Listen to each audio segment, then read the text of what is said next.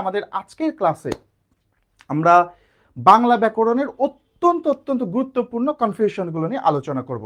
তো আজকের ক্লাসের শুরুতেই আমি ধ্বনি ও বর্ণ সম্পর্কিত কিছু কনফিউশন নিয়ে আলোচনা করতে চাই। ধ্বনি ও বর্ণ সম্পর্কিত বেশ কয়েকটা জিনিস আছে যে জিনিসগুলো আমাদের কিন্তু খুব করে ভোগায়, সেই জিনিসগুলো নিয়ে আমরা শুরুতে আলোচনা করতে চাই। তো খেয়াল করে দেখেন, আগে ধ্বনি ও বর্ণের কিছু সংখ্যা দেখি আমরা। স্বরবর্ণ আমি কিন্তু একেবারে বেসিক যেই সমস্যাগুলো আমরা পড়ি সেই সমস্যাগুলো নিয়ে আলোচনা করছি। আজকে কিন্তু টোটাল টপিকটা আলোচনা না, বাংলা ব্যাকরণের সবগুলো গুরুত্বপূর্ণ টপিকের গুরুত্বপূর্ণ কনফিউশনগুলো আজকে দূর করবো, ঠিক আছে? তো দেখেন, প্রথমে আমরা সংখ্যা, ধ্বনি ও বর্ণের সংখ্যার ক্ষেত্রে একটু আলোচনা করতে চাই। প্রথমে আমরা বলছি স্বরবর্ণের সংখ্যা। আমরা জানি স্বরবর্ণ আমাদের কতটি? 11টি স্বরবর্ণ আছে বাংলা বর্ণমালায়, তাই না? বাংলা বর্ণমালায় মোট 50টি বর্ণ, এর মধ্যে স্বরবর্ণ 11টি, ব্যঞ্জনবর্ণ 39টি। তো স্বরবর্ণ 11টি কি কি সেটা আমরা এখানে লিখেছি, এটা আমরা সবাই জানি। কিন্তু যদি বলে মৌলিক স্বরধ্বনি কয়টি, মৌলিক স্বরধ্বনি, দেখেন স্বরবর্ণ 11টি, কিন্তু যদি বলা হয় মৌলিক স্বরধ্বনি কয়টি, তাহলে সেটা হয়ে যাবে 7টি। কি কারণে 7টি সেটাও বলে দিই। দেখেন, আমরা জানি ধ্বনি হচ্ছে উচ্চারণের সাথে সম্পর্কযুক্ত, তাই না? উচ্চারণ এক হলে ধ্বনি একই ধরতে হয়। তো এখানে দেখেন, এই যে রস্বই এবং দীর্ঘই আছে আমাদের স্বরবর্ণের মধ্যে, এই রস্বই এবং দীর্ঘ এই দুইটার উচ্চারণ একই রকম, দুইটার উচ্চারণই ই। তো ই বললে দুইটার উচ্চারণই হয়ে যায়। যেহেতু এই দুইটার আলাদা কোনো উচ্চারণ নাই, তাই দুইটা মিলে কিন্তু একটা ধ্বনি হয়। ঠিক একইভাবে রস্ব ও দীর্ঘ এই দুইটার উচ্চারণ একই রকম, সেই কারণে এই দুইটা মিলে একটা ধ্বনি হয়। রি, এইটা উচ্চারণ করতে গেলে একটা র চলে আসে, রি একটা উচ্চারণ করতে গেলে কি আসে? একটা র চলে আসে, সেই কারণে এটা স্বরধ্বনির মধ্যে আসে না। আর ও এবং ও এই দুইটা হচ্ছে যৌগিক স্বরধ্বনি, এই দুইটা কি? যৌগিক স্বরধ্বনি, সেই কারণে মৌলিক স্বরধ্বনির মধ্যে আসে না। এই কারণে আমাদের স্বরবর্ণ 11টি হলেও মৌলিক স্বরধ্বনি 11টি হয়নি, মৌলিক স্বরধ্বনি হচ্ছে 7টি। তো এই যে আমাদের 6টি স্বরবর্ণের মধ্যে থেকে নেওয়া হয়েছে আর একটি বাইরে থেকে এসেছে এ। এই এটা কেন এসেছে? কারণ এই এটা আমরা উচ্চারণ করি, লিখি না কিন্তু উচ্চারণ করি। যেমন আমরা যখন বলি কেন, কেন, কে, এ উচ্চারণ করলাম, উচ্চারণ মানে ধ্বনি, তাই ধ্বনির মধ্যে এ এসেছে। যেহেতু লেখার সময় আমরা তো এ লিখিনি, লেখার সময় এ কারণ লিখেছি, যেহেতু লেখার সময় এ লিখি না, সেই কারণে বর্ণের মধ্যে এ নাই, ঠিক আছে? তাহলে আমাদের স্বরবর্ণ 11টি হলেও মৌলিক স্বরধ্বনি কয়টি? 7টি। এরপর একটা গুরুত্বপূর্ণ জিনিস বলছে, দেখেন মৌলিক স্বরবর্ণ কয়টি? মৌলিক স্বরধ্বনি 7টি, কিন্তু মৌলিক স্বরবর্ণ বললে 6টি। মৌলিক স্বরবর্ণ 6টি। কি কারণে? এই যে আমাদের 7টা মৌলিক স্বরধ্বনি, এর মধ্যে এই এটা তো কোনো বর্ণ না। আমাদের স্বরবর্ণের মধ্যে কি এ আছে নাকি? নাই। তাহলে এই এটা ধ্বনি কিন্তু কোনো বর্ণ না, সেই কারণে মৌলিক স্বরধ্বনি 7টা হলেও মৌলিক স্বরবর্ণ 6টা। এই এটা কিন্তু বর্ণের মধ্যে নাই, ঠিক আছে? সংখ্যাগুলো খুব ভালো করে খেয়াল করতে হবে। এইবার বলছি, দেখেন অনুনাসিক স্বরধ্বনি কয়টা? অনুনাসিক স্বরধ্বনি, অনুনাসিক স্বরধ্বনি হচ্ছে 7টা। কি কারণে? এই যে আমরা দেখলাম মৌলিক স্বরধ্বনি আমাদের 7টা, এই 7টা মৌলিক স্বরধ্বনির উপরে চন্দ্রবিন্দু বসিয়ে দিলেই সেইগুলো অনুনাসিক স্বরধ্বনি হয়ে যায়। এই দেখেন, 7টা মৌলিক স্বরধ্বনির উপরে আমরা শুধু চন্দ্রবিন্দু বসিয়ে দিয়েছি, হয়ে গেছে অনুনাসিক স্বরধ্বনি। তাহলে অনুনাসিক স্বরধ্বনি কয়টা? 7টা। এইবার আসেন আরেকটা গুরুত্বপূর্ণ জিনিস, সেটা হচ্ছে অনুনাসিক স্বরধ্বনি 7টা, নাসিক্য বর্ণ কয়টা? আমরা অনেকে মনে করি নাসিক্য বর্ণ হচ্ছে 5টা, উ ইয় মূর্ধন্য দন্তন্য ম, না, নাসিক্য বর্ণ কিন্তু 7টা। অনুনাসিক স্বরধ্বনিও 7টা, নাসিক্য বর্ণও 7টা। এখন কথা হচ্ছে নাসিক্য বর্ণ 7টা কোনটা কোনটা? দেখেন, এই যে আমরা এই 5টাকে তো চিনি, আছে না? উ ইয় মূর্ধন্য দন্তন্য ম, এই 5টা বর্ণের সঙ্গে আরো 2টা নাসিক্য বর্ণ আছে। সেই 2টা নাসিক্য বর্ণ হচ্ছে, একটা হচ্ছে চন্দ্রবিন্দু আর একটা হচ্ছে অনুস্বার। অনুস্বার এবং চন্দ্রবিন্দু এই দুটাও কিন্তু নাসিক্য বর্ণ। তাই নাসিক্য বর্ণ আমাদের মোট 7টা, এই 5টা আর তার সাথে অনুস্বার এবং চন্দ্রবিন্দু, ঠিক আছে? এবার খেয়াল করেন, নাসিক্য বর্ণ 7টা, কিন্তু নাসিক্য ধ্বনি বললে, নাসিক্য ধ্বনি বললে সেটা কিন্তু হবে 3টা। নাসিক্য ধ্বনি বললে 3টা। কি কারণে 3টা?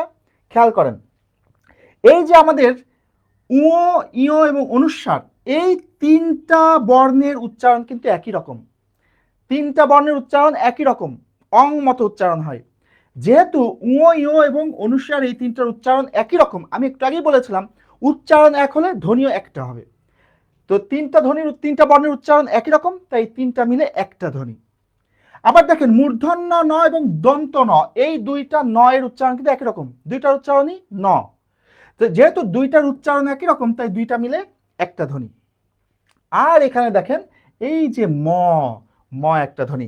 তাহলে আমরা দেখতে পাচ্ছি নাসিক্য ধ্বনি হচ্ছে আমাদের কয়টা? নাসিক্য ধ্বনি হচ্ছে তিনটা। একটা হচ্ছে এই তিনটা মিলে একটা, এই দুইটা মিলে একটা, আর একটা হচ্ছে ম। ওকে, এইবার আসেন নাসিক্য ধ্বনি তিনটা, কিন্তু অনুনাসিক প্রতীক বললে কয়টা হবে? অনুনাসিক প্রতীক দেখেন, অনুনাসিক প্রতীক কয়টা? একটা। সে একটা কি? এই দেখেন চন্দ্রবিন্দু। চন্দ্রবিন্দুটাকে বলা হয় অনুনাসিক প্রতীক। এটা কিন্তু নাসিক্য ধ্বনির মধ্যে নাই, অনুনাসিক প্রতীক হিসেবে আলাদা চলে আসছে, ঠিক আছে? কারণ এই চন্দ্রবিন্দুর আসলে কোনো উচ্চারণই হয় না, সেই কারণে এটা নাসিক্য ধ্বনির মধ্যে নাই, বাট অনুনাসিক প্রতীক বলা হয় এটাকে। তাহলে আমরা এগুলো আরেকবার একটু দেখি।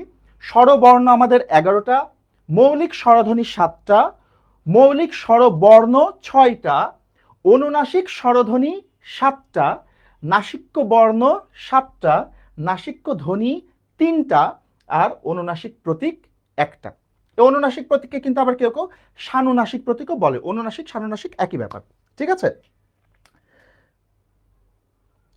সারোয়ার কামাল বলছে যে আপনার ইউটিউব চ্যানেলের নাম কি বানান আন্দোলন? হ্যাঁ, ইউটিউব চ্যানেলের নাম বানান আন্দোলন। এবার দেখেন ব্যঞ্জন বর্ণে আসি। ব্যঞ্জন বর্ণ আমরা জানি 39টা ব্যঞ্জন বর্ণ রয়েছে আমাদের বাংলা বর্ণমালায়। এই 11টা স্বরবর্ণ বাদে বাকি সবগুলোই আমাদের ব্যঞ্জন বর্ণ। ব্যঞ্জন বর্ণ আমাদের 39টা, কিন্তু মৌলিক ব্যঞ্জন ধ্বনি কিন্তু আমাদের কয়টা? মৌলিক ব্যঞ্জন ধ্বনি হচ্ছে আমাদের 30টা। মৌলিক ব্যঞ্জন ধ্বনি কয়টা? 30টা। আচ্ছা, এই মৌলিক ব্যঞ্জন ধ্বনি 30টা কি কি সেটা একটুখানি আমরা দেখব। দেখেন ব্যঞ্জন বর্ণ 39, কিন্তু মৌলিক ব্যঞ্জন ধ্বনি 30টা। কি কারণে? কারণ ব্যঞ্জন বর্ণগুলোর মধ্যে এমন 9টা বর্ণ আছে যেই বর্ণগুলোর আলাদা কোনো উচ্চারণ নাই। খেয়াল করে দেখেন, আমরা যদি একটু উদাহরণ দেখি। এই দেখেন আমরা যখন বলছি স, এই যে তালব্য স এবং মূর্ধন্য স, এই দুইটা স এর কিন্তু উচ্চারণ একই রকম, দুইটার উচ্চারণই ইংরেজি SH এর মতো, স। তাহলে যেহেতু দুইটার উচ্চারণ একই রকম, দুইটা মিলে একটা ধ্বনি। আবার দেখেন ত এবং খণ্ড ত, এই দুইটার উচ্চারণ একই রকম, তাই দুইটা মিলে একটা ধ্বনি। আবার দেখেন বর্গীয় জ এবং অন্তস্থ জ, দুইটার উচ্চারণ হচ্ছে জ, তাহলে দুইটার উচ্চারণ একই রকম, তাই দুইটা মিলে একটা ধ্বনি। মূর্ধন্য ন আর দন্ত ন, এই দুইটার উচ্চারণ একই রকম, একটু আগে দেখলাম, তাই দুইটা মিলে একটা ধ্বনি। উ ইয় এবং অনুস্বার, এই তিনটা মিলে একটা ধ্বনি, একটু আগেই দেখেছিলাম। তাহলে দেখেন এখানে দুইটা মিলে একটা ধ্বনি, তাহলে একটা বাদ চলে যাচ্ছে। এখানে দুইটা মিলে একটা ধ্বনি, তাহলে একটা বাদ চলে যাচ্ছে। দুইটা মিলে একটা ধ্বনি, তাহলে একটা বাদ চলে যাচ্ছে। দুইটা মিলে একটা ধ্বনি, তাহলে একটা বাদ চলে যাচ্ছে। এখানে তিনটা মিলে একটা ধ্বনি, তাহলে দুইটা বাদ চলে যাচ্ছে। তাহলে খেয়াল করেন গেল কয়টা? 1 2 3 4 5 6টা বাদ পড়ে গেল। আর দেখেন এখানে তিনটা বর্ণকে আমি লাল কালি দিয়ে লিখেছি। একটা হচ্ছে অন্তস্থ অ, এই অন্তস্থ অ এর নামই তো অন্তস্থ অ, এটা উচ্চারণ হয় স্বরধ্বনির মতো, এটা কখনো ব্যঞ্জন ধ্বনির মতো উচ্চারণ হয় না, সেই কারণে এটা ব্যঞ্জন ধ্বনির মধ্যে পড়বে না।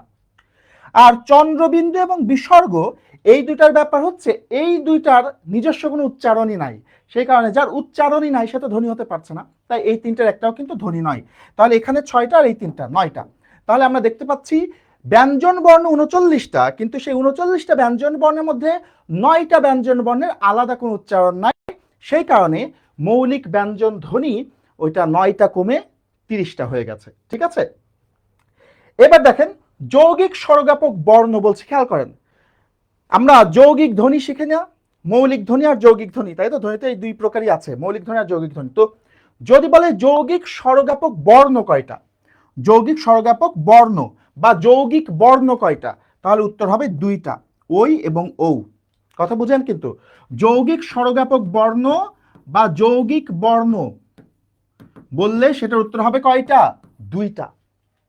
কিন্তু যদি বলে যৌগিক স্বরধ্বনি কয়টা বা যৌগিক ধ্বনি কয়টা, তখন উত্তর হবে 25টা। কথা বোঝা গেল? আবার বলছি, যৌগিক স্বরজ্ঞাপক বর্ণ বা যৌগিক বর্ণ বললে উত্তর হবে 2টা। আর যদি বলে যৌগিক স্বরজ্ঞাপক ধ্বনি কয়টা বা যৌগিক স্বরধ্বনি কয়টা বা যৌগিক ধ্বনি কয়টা, তাহলে উত্তর হবে 25টা। ঠিক আছে? এই 25টা ব্যঞ্জন ধ্বনি, এই 25টা স্বরধ্বনি কি রকম সেটা চেহারা এখন আর দেখাচ্ছে না, অনেক সময় লেগে যাবে, ঠিক আছে? তাহলে এইগুলো গেল, আমরা একটু পরের অংশে যাই। আমাদের আরো বেশ কিছু জিনিস আছে ধ্বনির মধ্যে যেগুলো নিয়ে কনফিউশন হয়, আমরা একটু পরের পৃষ্ঠায় যাচ্ছি। এইবার আমরা বলছি দেখেন ফলা। ফলা কি জিনিস? আমরা জানি ফলা হচ্ছে ব্যঞ্জন বর্ণের সংক্ষিপ্ত রূপ। ফলা কি? ব্যঞ্জন বর্ণের সংক্ষিপ্ত রূপ হচ্ছে ফলা। ব্যঞ্জন বর্ণের সংক্ষিপ্ত রূপ হচ্ছে ফলা। সংক্ষিপ্ত রূপ ব্যঞ্জন বর্ণের সংক্ষিপ্ত রূপ ফলা। ফলা কয়টি? 6টি। মজ বরল ন, মজ বরল ন। আচ্ছা, ব্যঞ্জন বর্ণের সংক্ষিপ্ত রূপ হচ্ছে ফলা, কিন্তু যদি বলে ব্যঞ্জন বর্ণের বিকল্প রূপ কি? ব্যঞ্জন বর্ণের কি রূপ বলছি? বিকল্প রূপ যদি বলে তখন উত্তর হবে হচ্ছে অনুবর্ণ। ভালো করে বুঝেন, ব্যঞ্জন বর্ণের সংক্ষিপ্ত রূপ বললে ফলা, আর ব্যঞ্জন বর্ণের বিকল্প রূপ হচ্ছে অনুবর্ণ। ফলা আমাদের 6টা আর অনুবর্ণ 3 রকম, ফলা, রেফ এবং বর্ণসংখ্যা। অর্থাৎ এই ফলাও একটা অনুবর্ণের মধ্যে পড়ে। ঠিক আছে, তাহলে মনে রাখেন, আবার বলছি, ব্যঞ্জন বর্ণের সংক্ষিপ্ত রূপ বললে সেটা হবে ফলা, আর ব্যঞ্জন বর্ণের বিকল্প রূপ যদি বলে বিকল্প রূপ বললে সেটার উত্তর হবে কি? সেটার উত্তর হবে অনুবর্ণ। অনেকে মনে করে যে ফলা হচ্ছে 7টা। হ্যাঁ, কোনো জায়গায় মনে হয় আছে 7টা। আমাকে বিগত কয়েকদিনে বেশ কয়েকজন আমাকে ইনবক্স করেছে, স্যার ফলা 6টা না 7টা। ছোটদের কোন একটা বইতে বোধহয় 7টা দেওয়া আছে, বাট ফলা কয়টা আসলে কিন্তু উত্তর হবে অবশ্যই 6টা। ঠিক আছে, ওকে। এবার আসেন বর্গীয় বর্ণে আসি। বর্গীয় বর্ণ তো 25টা আমরা জানি, ক থেকে ম পর্যন্ত যে 25টা বর্ণ সেগুলো হচ্ছে আমাদের বর্গীয় বর্ণ। কেন বর্গীয় বর্ণ? কারণ এটা একটা বর্গের আকৃতিতে থাকে, তাই না? কিন্তু দেখেন, বর্গীয় বর্ণ 25টা। আমাদের আগেকার বোর্ড ব্যাকরণ বই, পুরাতন ভার্সনে যে বোর্ড ব্যাকরণ বই ছিল সেখানে কিন্তু স্পর্শ বর্ণ এবং বর্গীয় বর্ণ সবগুলোই 25টা বলা ছিল।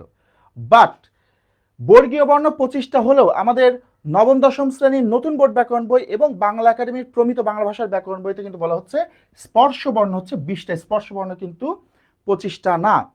স্পর্শ বর্ণ 20টা। এই 20টা কোন 20টা? এই যে বর্গীয় বর্ণের মধ্যে যে 5টা নাসিক্য বর্ণ আছে, উ, ই, মূর্ধন্য, দন্তন্য, ম, ওই 5টা নাসিক্য বর্ণ বাদ দিয়ে, বাকি যে 20টা সেগুলো হচ্ছে স্পর্শ বর্ণ। এখানে আরেকটা জিনিস বলে রাখি, বাংলা একাডেমির যেটা প্রমিত বাংলা ভাষার ব্যাকরণ, সেখানে কিন্তু এই অধ্যায়টাতে, এই জায়গাটাতে 2 রকম কথা আছে। একটা জায়গায় তালিকা দেওয়া আছে, সেখানে 20টা না দিয়ে 16টা বর্ণের তালিকা দেওয়া আছে।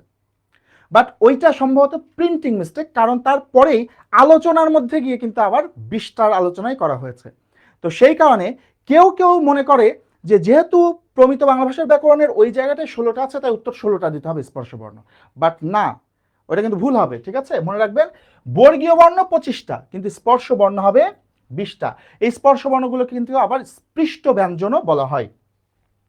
এইবার খেয়াল করেন উষ্ম বর্ণ। উষ্ম বর্ণ হচ্ছে আমাদের 4টা। উষ্ম বর্ণ 4টা। কি কি? তালব্য স, মূর্ধন্য স, দন্ত স, হ। তালব্য স, মূর্ধন্য স, দন্ত স, হ। আচ্ছা, খেয়াল করে দেখেন, এটাকে যদি আমরা সিম্পলি সহজে বলি, তাহলে এখানে স কয়টা? 3টা। হ কয়টা? 1টা। তাহলে আমরা মনে করেন 3টা শকে এক জায়গায় হতে বলবো, তাহলে কিভাবে বলবো? 300 1 হ, 300 1 হ। উষ্মবর্ণ কয়টা? 4টা। 300 1 হ। উষ্মবর্ণ কয়টা? 4টা। 300 1 হ, 300 1 হ। ঠিক আছে, এইবার খেয়াল করেন, উষ্ম বর্ণ 4টা, কিন্তু যদি বলে উষ্ম ধ্বনি কয়টা? উষ্ম ধ্বনি তখন হয়ে যাবে 3টা। উষ্ম ধ্বনি 3টা কেন হবে? কারণ হচ্ছে দেখেন, উষ্ম ধ্বনি 3টা হবে এই কারণে, আমরা একটু আগেই দেখেছিলাম তালব্য স আর মূর্ধন্য স এই দুইটার উচ্চারণ একই রকম হয়, দুইটার উচ্চারণই এস এইচ এর মতো। যেহেতু দুইটার উচ্চারণ একই রকম, তাই এই দুইটা মিলে একটা ধ্বনি, স একটা ধ্বনি, হ একটা ধ্বনি। ঠিক আছে, তাহলে উষ্ম বর্ণ 4টা হলেও উষ্ম ধ্বনি কয়টা? 3টা। এবার খেয়াল করেন শীষ বর্ণ কয়টা? শীষ বর্ণ হচ্ছে 3টা। শীষ বর্ণ 3টা। কোন 3টা? 3টা স, তালব্য স, মূর্ধন্য স এবং দন্ত স, এই 3টা হচ্ছে শীষ বর্ণ। শীষ দিতে গেলে স এর মতো উচ্চারণ হয়, সেই কারণে এগুলোকে শীষ বর্ণ বলে। তাহলে শীষ বর্ণ হচ্ছে 3টা, এই 3 স। কিন্তু যদি বলে শীষ ধ্বনি কয়টা? শীষ ধ্বনি কয়টা? তখন হয়ে যাবে 2টা। কারণ কি? কারণ এই তালব্য স এবং মূর্ধন্য স এই 2টা মিলে একটা ধ্বনি, আর স একটা ধ্বনি। কথা বোঝা গেল? তাহলে আরেকবার বলছি, ব্যঞ্জন বর্ণের সংক্ষিপ্ত রূপ বললে ফলা, ব্যঞ্জন বর্ণের বিকল্প রূপ বললে অনুবর্ণ। বর্গীয় বর্ণ 25টি, কিন্তু স্পর্শ বর্ণ 20টি। উষ্ম বর্ণ 4টি, 300 1 হ। আর উষ্ম ধ্বনি 3টি। শীষ বর্ণ 3টি, 3টা স, আর শীষ ধ্বনি 2টি। ঠিক আছে, এই জিনিসগুলো নিয়ে খুব কনফিউশন হয়, তাই বলে দিলাম। ভালো করে মনে রাখবেন, পরীক্ষার হলে বর্ণ বলছে নাকি ধ্বনি বলছে এটা দেখে উত্তর করবেন। শীষ বর্ণ বললে 3টা হবে, কিন্তু শীষ ধ্বনি বললে 2টা। উষ্ম বর্ণ বললে 4টা, কিন্তু উষ্ম ধ্বনি বললে 3টা। তাই বর্ণ এবং ধ্বনির সংখ্যায় তারতম্য ঘটে। তাই পরীক্ষায় ভালো করে বুঝে শুনে উত্তর দিতে হবে যে বর্ণের কথা বলছে নাকি ধ্বনির কথা বলছে।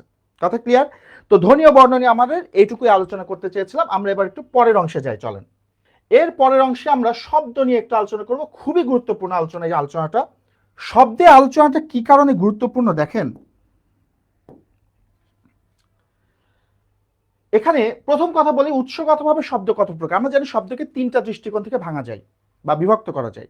কি কি? উৎসগতভাবে, গঠনগতভাবে এবং অর্থগতভাবে। এর মধ্যে উৎসগতভাবে শব্দ আমরা ছোটবেলা থেকে শিখে আসছি 5 প্রকার: তৎসম, অর্ধ তৎসম, তদ্ভব, দেশি এবং বিদেশি। কিন্তু আমাদের নবম দশম শ্রেণীর নতুন বোর্ড ব্যাকরণ বই এবং বাংলা একাডেমির প্রমিত বাংলা ভাষার ব্যাকরণে বলা হচ্ছে যে উৎসগতভাবে শব্দ 4টা। উৎসগতভাবে শব্দ কত প্রকার? 4 প্রকার। এখানে অর্ধ তৎসমটা বাদ দেওয়া হয়েছে, তৎসম, তদ্ভব, দেশি এবং বিদেশি রয়েছে। শেখার সময় 5 প্রকারই শিখতে হবে, কিন্তু পরীক্ষায় যদি প্রশ্ন আসে উৎসগতভাবে শব্দ কত প্রকার, তাহলে অপশনে যদি 4টা থাকে তাহলে 4টাই উত্তর করতে হবে। উত্তর কিন্তু 5 প্রকার করা যাবে না, উত্তর করবেন 4 প্রকার। ঠিক আছে? এখন আসেন, এখানে আমি একটা তালিকা দিয়েছি। তালিকাটা কিসের দেখেন, আমরা বলছি শব্দের উৎস বিষয়ক মতভেদ। শব্দের উৎস বিষয়ক মতভেদ মানে হচ্ছে বেশ কিছু এমন শব্দ রয়েছে যেই শব্দগুলো আমরা এতদিন পুরাতন ভার্সনের বোর্ড ব্যাকরণ বইতে আমরা সবাই পড়ি, তাই না? ওই ব্যাকরণ বইটাতে একরকম উৎস দেওয়া ছিল। আবার দেখেন, সবচেয়ে গুরুত্বপূর্ণ বিষয় হচ্ছে আমাদের বোর্ড ব্যাকরণ বইতে যে উৎসের কথা বলা হয়েছে আধুনিক বাংলা অভিধান, যেটা বাংলা একাডেমির, সেখানে আবার উৎসের সাথে মিলছে না। আবার প্রমিত বাংলা ভাষার ব্যাকরণে একটা শব্দের যে উৎস দেখানো হয়েছে আধুনিক বাংলা অভিধানের সাথে সেই উৎস মিলছে না। একই শব্দের 2-3 রকম উৎস আমরা খুঁজে পাচ্ছি।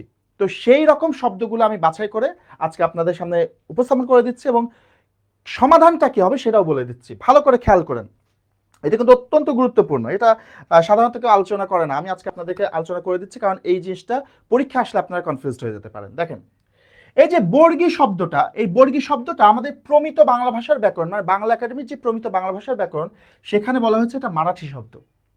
কিন্তু আমাদের আধুনিক বাংলা অভিধানে বলা হচ্ছে এটা হচ্ছে ফার্সি শব্দ। দেখেন, চকলেট শব্দটা এটা প্রমিত বাংলা ভাষার ব্যাকরণ বলছে মেক্সিকান শব্দ, কিন্তু আধুনিক বাংলা অভিধানে বলছে ফরাসি শব্দ। সুরঙ্গ এই শব্দটা প্রমিত বাংলা ভাষার ব্যাকরণ বলছে গ্রিক, কিন্তু আধুনিক বাংলা অভিধান বলছে এটা তদ্ভব। জঙ্গল শব্দটা প্রমিত বাংলা ভাষার ব্যাকরণ বলছে ফার্সি, কিন্তু আধুনিক বাংলা অভিধান বলছে তৎসম। চরকা শব্দটা প্রমিত বাংলা ভাষার ব্যাকরণ বলছে, চরকা শব্দটা হচ্ছে গুজরাটি, কিন্তু আধুনিক বাংলা অভিধান বলছে তদ্ভব। পেয়ারা শব্দটা প্রমিত বাংলা ভাষার ব্যাকরণ বলছে মারাঠি, কিন্তু আধুনিক বাংলা অভিধান বলছে পর্তুগিজ। আতা শব্দটা প্রমিত বাংলা ভাষার ব্যাকরণ বলছে পর্তুগিজ, কিন্তু আধুনিক বাংলা অভিধান বলছে তদ্ভব। শরবত শব্দটা প্রমিত বাংলা ভাষার ব্যাকরণ বলছে ফার্সি, কিন্তু আধুনিক বাংলা অভিধান বলছে আরবি। হুকুম শব্দটা প্রমিত বাংলা ভাষার ব্যাকরণ বলছে ফার্সি, কিন্তু আধুনিক বাংলা অভিধান বলছে আরবি। কানুন শব্দটা প্রমিত বাংলা ভাষার ব্যাকরণ বলছে ফার্সি, কিন্তু আধুনিক বাংলা অভিধান বলছে আরবি। বন্দুক শব্দটা প্রমিত বাংলা ভাষার ব্যাকরণ বলছে তুর্কি, কিন্তু আধুনিক বাংলা অভিধান বলছে আরবি। এখন এই যে 2 রকম তথ্য, এটা পরীক্ষা আসলে আমরা কি করব? পরীক্ষায় যদি এই 2টার মধ্যে যে কোনো একটা দেয় তাহলে তো সমস্যা নাই, সেটা উত্তর দিয়ে দিলাম।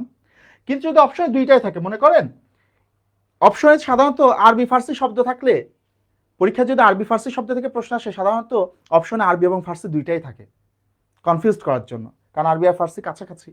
তো তাহলে যদি ধরে নিই, যদি বলে শরবত শব্দটি কোন ভাষা থেকে আগত বা শরবত শব্দটির উৎস ভাষা কোনটি, তখন যদি অপশনে আসে ফার্সি এবং আরবি 2টাই থাকে, তাহলে আপনি কি করবেন? এই ক্ষেত্রে একটা পরামর্শ দিয়ে আমি, দেখেন, আমরা বিগত বেশ কয়েকটা পরীক্ষায় দেখতে পাচ্ছি যে পরীক্ষার প্রশ্নকর্তারা অভিধানকে টার্গেট করে প্রশ্ন করছে, অভিধান থেকে সরাসরি প্রশ্ন হচ্ছে। 47তম বিসিএসে তো আমরা 4টা প্রশ্ন পেয়েছি একদম সরাসরি অভিধানের ভেতর থেকে। তো সেই জায়গা থেকে, এবং শুধু তাই না, 2024 সালের সম্ভবত প্রাথমিক বিদ্যালয়ের কোন একটা পরীক্ষায় অথবা বিসিএস এর, আমি এক্সাক্ট বলতে পারছি না, তবে ওখানে একটা প্রশ্ন ছিল অহরহ শব্দের সন্ধিবিচ্ছেদ কি। অহরহ শব্দের সন্ধিবিচ্ছেদ আমরা জানি ব্যাকরণগতভাবে, যদি আমরা চিন্তা করি অহরহ শব্দের সন্ধিবিচ্ছেদ কি দাঁড়ায়? অহ বিসর্গ অহ বিসর্গযুক্ত অহ, এটা হচ্ছে ব্যাকরণগতভাবে। কিন্তু আমরা ওই পরীক্ষাটায় দেখেছি এটা অপশনে ছিল না, ওখানে অপশনে ছিল অহ বিসর্গ যুক্ত অহ বিসর্গ, এবং এটাই কিন্তু উত্তর করা হয়েছিল। কেন?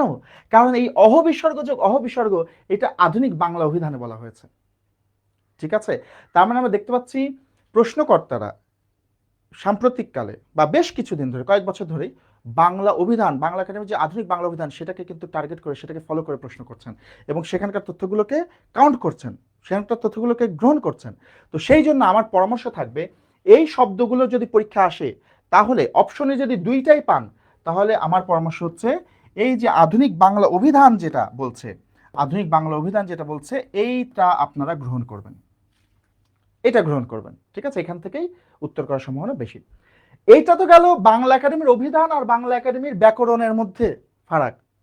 আবার এমন অনেক শব্দ আছে যে শব্দগুলো নবম দশম শ্রেণীর বোর্ড ব্যাকরণ বই এক কথা বলছে, আবার আধুনিক বাংলা অভিধান আর এক কথা বলছে। সেই শব্দগুলোর তালিকা দেবে, তার আগে আপনারা এটা একটা স্ক্রিনশট নিয়ে নিতে পারেন, কারণ এটা আপনাদের প্রয়োজন হবে। এটা তো আপনি এভাবে কোথাও পাবেন না, একটা স্ক্রিনশট নিয়ে নেন চট করে। এবার চলেন আমরা একটু চলে যাই, এবার আমরা চলে যাই পরের পেজে।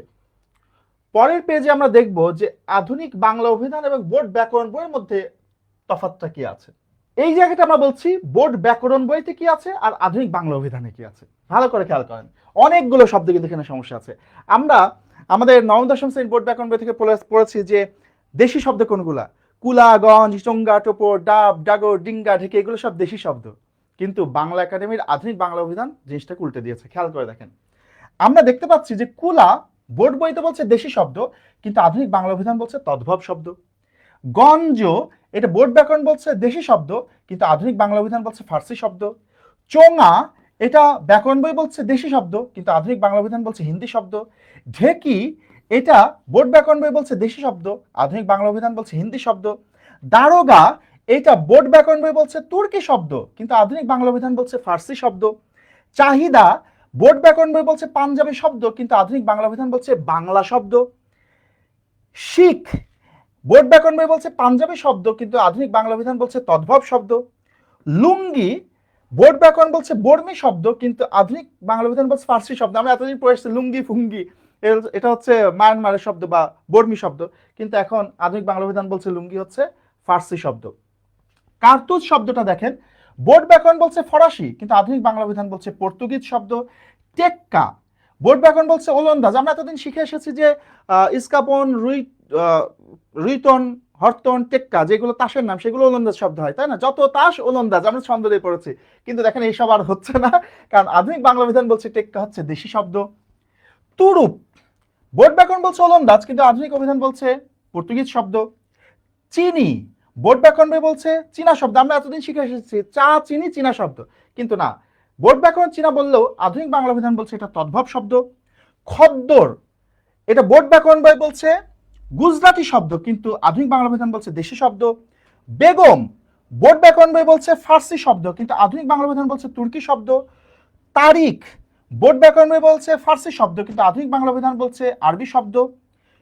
আদমি বোর্ড ব্যাকরণ বই বলছে ফার্সি শব্দ, কিন্তু আধুনিক বাংলা অভিধান বলছে আরবি শব্দ। কথা কি বোঝা গেল? তাহলে এইগুলোর ক্ষেত্রে সিদ্ধান্ত কি? সিদ্ধান্ত কিন্তু সেম, যেটা একটু আগে বলেছিলাম যে আমাদের যদি যে কোনো একটা আসে অপশনে তাহলে তো কোনো সমস্যা নেই, কিন্তু দুইটাই যদি অপশনে থাকে তাহলে আমরা উত্তর করব কোনটা? আধুনিক বাংলা অভিধানে যে তথ্যটা আছে সেই তথ্যটাই আমরা উত্তর করব। ঠিক আছে, এবার চলেন আমরা একটু সামনের দিকে এগোই। শব্দ থেকে আমাদের এটাই আলোচনা ছিল, আমরা এবার পদের দিকে এগোবো। এইবার আমরা দেখব ব্যাকরণিক শব্দ, বা যেটাকে আমরা বলি পদ প্রকরণ, ওটাকে এখন আমরা বলি ব্যাকরণিক শব্দ শ্রেণী। ব্যাকরণিক শব্দ নিয়ে আমরা আলোচনা করবো। আমরা এতদিন শিখেছি পদ হচ্ছে সব মিলে 5 প্রকার, কিন্তু হ্যাঁ এখনো যদি পরীক্ষার প্রশ্ন আসে পদ কত প্রকার, উত্তর দেবো 5 প্রকার। কিন্তু যদি পরীক্ষার প্রশ্ন আসে ব্যাকরণিক শব্দ কত প্রকার, ব্যাকরণিক শব্দ কত প্রকার বললে 8 প্রকার। এই 8 প্রকার কি কি? বিশেষ্য, বিশেষণ, সর্বনাম, ক্রিয়া, অনুসর্গ, যোজক, ক্রিয়া বিশেষণ, আবেগ শব্দ। ঠিক আছে, এই 8 প্রকার। এই যে আমাদের ব্যাকরণিক শব্দ শ্রেণীর মধ্যে বিশেষ্য এবং বিশেষণ, এই দুইটা জিনিসের মধ্যে কিন্তু আমাদের সমস্যা হয়। বিশেষ্য এবং বিশেষণের মধ্যে যে আমাদের একটা বাক্য দিল, বাক্য দিয়ে বললো এই বাক্যের এই পদটি কোন পদ। বিভিন্ন সময় এখান থেকে প্রশ্ন আসে, সুন্দর সকলকে আকর্ষণ করে, সুন্দর কোন পদ? মন্দকে মন্দ বলতেই হয়, কোন মন্দ কোন পদ? আমরা জানি বিশেষ্য মানে হচ্ছে নাম, আর বিশেষণ মানে দোষগুণ অবস্থা, তাই না? তো সাধারণভাবে যদি আমরা মনে করি যে ধরেন যদি বলি ভালো কোন পদ, ভালো হচ্ছে একটা বিশেষণ পদ, সাধারণভাবে আমরা জানি গুণ বোঝাচ্ছে, কিন্তু এই ভালোটা বিশেষ্য রূপে ব্যবহৃত হতে পারে। কোন একটা শব্দ যখন কোনো কিছু দোষগুণ বোঝাচ্ছে তখন সেটা বিশেষণ, দোষগুণ না বোঝালে সেটা বিশেষ্য হয়ে যায়। একই শব্দ বিশেষ্য রূপে ব্যবহৃত হতে পারে, বিশেষণ রূপে ব্যবহৃত হতে পারে, এবং এই জায়গাটা থেকে কিন্তু পরীক্ষায় খুব নিয়মিত প্রশ্ন আসে। ঠিক আছে, খুব নিয়মিত প্রশ্ন আসে। তো আমরা একটু এই জিনিসটাই দেখতে চাই যে একটা শব্দ কখন বিশেষ্য হচ্ছে আর কখন বিশেষণ হচ্ছে। চলেন এই জিনিসটা একটুখানি শিখি। প্রথমে আসি পুণ্য শব্দটা। দেখেন যখন বলছি পুণ্যে মতি হোক, পুণ্যে মতি হোক, আচ্ছা দেখেন তো এই যে মতি মানে কি? মনের ভাব। পুণ্যে মতি হোক মানে পুণ্য কাজের প্রতি তোমার মন আগ্রহী হোক। তো এই যে পুণ্য, এই পুণ্যটা কি কারোর দোষ গুণ বোঝাচ্ছে? দেখেন তো পুণ্যে মতি হোক, এই পুণ্যে কারোর দোষ গুণ বোঝাচ্ছে? বোঝাচ্ছে? বোঝাচ্ছে না তো, তাই না? এই পুণ্যটা বরং এখানে সাবজেক্ট হিসেবে কাজ করছে। একটা জিনিস সবসময় মনে রাখবেন, বাক্যের যে সাবজেক্ট, সাবজেক্ট বলছে কারণ ইংরেজিটা আপনারা এটা ভালো বোঝেন, সাবজেক্ট যেটা সেটা কিন্তু সবসময় বিশেষ্য হয়, সাবজেক্ট সবসময় বিশেষ্য, ঠিক আছে? তো এই পুণ্যটা যেহেতু কারোর দোষ গুণ বোঝাচ্ছে না সেই কারণে এটা বিশেষ্য। কিন্তু দেখেন আমি যখন বলছি তোমার এ পুণ্য প্রচেষ্টা সফল হোক, তোমার এই পুণ্য প্রচেষ্টা সফল হোক, দেখেন তো এই পুণ্যটা কারোর দোষ গুণ বোঝাচ্ছে কিনা? যখন বলছি পুণ্য প্রচেষ্টা তার মানে এই পুণ্যটা, এই প্রচেষ্টার গুণ বোঝাচ্ছে না। কেমন প্রচেষ্টা? পুণ্য প্রচেষ্টা। আমরা জানি সাধারণভাবে কেমন দ্বারা প্রশ্ন করলে বিশেষণ পাওয়া যায়। কেমন আছো? ভালো আছি। কেমন দ্বারা প্রশ্ন করলে বিশেষণ পাওয়া যায়। তো কেমন প্রচেষ্টা? পুণ্য প্রচেষ্টা। তাহলে যেহেতু এই পুণ্যটা এই প্রচেষ্টার গুণ বোঝাচ্ছে সেই কারণে এই পুণ্য কিন্তু বিশেষণ পদ। ঠিক আছে, এবার দেখেন গভীর নিশীথে, নিশীথ বলছি, নিশীথ মানে কি? রাত, আমরা জানি। গভীর নিশীথে প্রকৃতি সুপ্ত, গভীর নিশীথে প্রকৃতি সুপ্ত। আচ্ছা এই যে নিশীথ, এই নিশীথ দ্বারা কি বোঝাচ্ছে? রাত। তো এই নিশীথ কি কারোর দোষগুণ বোঝাচ্ছে? এখানে কারোর দোষগুণ বোঝাচ্ছে? একটা সময় বোঝাচ্ছে, রাত। তো তার মানে কোনো দোষগুণ বোঝাচ্ছে না, সুতরাং এটা হচ্ছে বিশেষ্য। এই বাক্যে গভীর নিশীথে প্রকৃতি সুপ্ত, এই বাক্যে বিশেষণ কোনটা জানেন? এই বাক্যে বিশেষণ হচ্ছে গভীর। কেমন নিশীথ? গভীর নিশীথ। এই নিশীথটা এখানে বিশেষণ, ঠিক আছে? কিন্তু এই গভীরটা এখানে বিশেষণ, কিন্তু এই নিশীথ কিন্তু এখানে বিশেষ্য। আবার দেখেন যখন বলছি নিশীথ রাতে বাজছে বাঁশি, নিশীথ রাতে বাজছে বাঁশি, কেমন রাত? কেমন রাত? নিশীথ রাত। তার মানে এই নিশীথটা হচ্ছে বিশেষণ, রাতের অবস্থা বোঝাচ্ছে। এবার দেখেন যখন বলছি শীতের সকালে চারিদিক কুয়াশায় অন্ধকার, শীতের সকাল, এই শীতটা কি একটা ঋতুর নাম না? শীতের সকাল মানে শীতকালের সকাল, তাহলে ঋতুর নাম, নাম বোঝালে বিশেষ্য পদ। কিন্তু যখন বলছি শীতকালে কুয়াশা পড়ে, শীতকালে কুয়াশা পড়ে, তখন খেয়াল করে দেখেন তো এই যে কাল, কালটা কেমন কাল? শীতকাল। কেমন কাল? শীতকাল। তো এই কালকে বিশেষিত করছে এই শীতটা, সেই কারণে এই শীতটা কিন্তু বিশেষণ পদ। ভালো করে বুঝেন, এই জিনিসটা থেকে পরীক্ষা প্রশ্ন আসে। ওকে, আচ্ছা এবার দেখেন সত্য নিয়ে আমরা একটু আলাপ করি। এক বিরাট সত্য, দেখেন এই সত্যটা কারোর দোষগুণ বোঝাচ্ছে না। এক বিরাট সত্য, এই সত্যকে কারোর দোষগুণ বোঝাচ্ছে? বোঝাচ্ছে না, সেই কারণে এটা বিশেষ্য। এই বাক্যে বিশেষণ কোনটা জানেন? কেমন সত্য? বিরাট সত্য। এই বাক্যে বিশেষণ হচ্ছে বিরাট, তবে সত্যটা এখানে বিশেষ্য। কিন্তু যখন বলছি সত্য পথে থেকে সত্য কথা বলো, কেমন পথ? সত্য পথ। কেমন কথা? সত্য কথা। তাহলে এই দুইটা সত্য কিন্তু বিশেষণ, কারণ এই সত্যটা পথকে বিশেষিত করছে, এই সত্যটা কথাকে বিশেষিত করছে। কথা ক্লিয়ার? এবার দেখেন আপন ভালো সবাই চাই, নিজের ভালো কে না চায়, এই বাক্যে যে ভালোটা, এই ভালো কি কাউকে গুড বলছে? দেখেন তো আপন ভালো সবাই চাই, এখানে ভালো দ্বারা কি কাউকে গুড বলছে? নিজের ভালো কে না চায়, এই ভালো দ্বারা কাউকে গুড বলছে? কাউকে গুড বলছে না, অর্থাৎ কারোর গুণ বোঝাচ্ছে না, সেই কারণে এই ভালো কিন্তু বিশেষ্য। কিন্তু যখন বলছি ভালো লোক সবার প্রিয়, ভালো লোক, কেমন লোক? ভালো লোক, তাহলে এই লোকের গুণ বোঝাচ্ছে। ভালো বাড়ি পাওয়া কঠিন, কেমন বাড়ি? ভালো বাড়ি, তাহলে এই বাড়ির গুণ বোঝাচ্ছে। যেহেতু গুণ বোঝাচ্ছে সে কারণে এই দুইটা ভালো কিন্তু অবশ্যই বিশেষণ। এবার দেখেন এটা খুবই গুরুত্বপূর্ণ, বিগত সালের প্রশ্ন, মন্দকে মন্দ বলতে দোষ কি? মন্দকে মন্দ বলতে দোষ কি? প্রশ্ন এসেছিল কোন মন্দ কোন পদ। দেখেন মন্দকে মন্দ বলতে দোষ কি, এবাকে সাবজেক্টকে, কর্তাকে। এবাকে সাবজেক্ট হচ্ছে এই যে শুরুর মন্দটা হচ্ছে সাবজেক্ট, কাকে মন্দ বলবো? এই মন্দটাকে মন্দ বলবো। তাহলে এই যে মন্দ, প্রথম মন্দটা সাবজেক্ট, যে মন্দটা সাবজেক্ট সেটা অবশ্যই বিশেষ্য হবে। আর এই মন্দকে কি বলতে হবে? মন্দ বলতে হবে। মন্দটা কেমন? এই মন্দটা কেমন? মন্দ। এই কেমন বোঝাচ্ছে, সেই কারণে এই মন্দটা দ্বারা দোষ বোঝাচ্ছে, তাই এটা বিশেষণ। ঠিক আছে? তাহলে মন্দকে মন্দ বলতে হয়, এখানে প্রথম মন্দটা সাবজেক্ট বলে বিশেষ্য, পরের মন্দটা গুণ বোঝাচ্ছে বা দোষ বোঝাচ্ছে বলে বিশেষণ। এবার দেখেন, মন্দ লোককে শাস্তি পেতে হয় না। মন্দ লোক, কেমন লোক?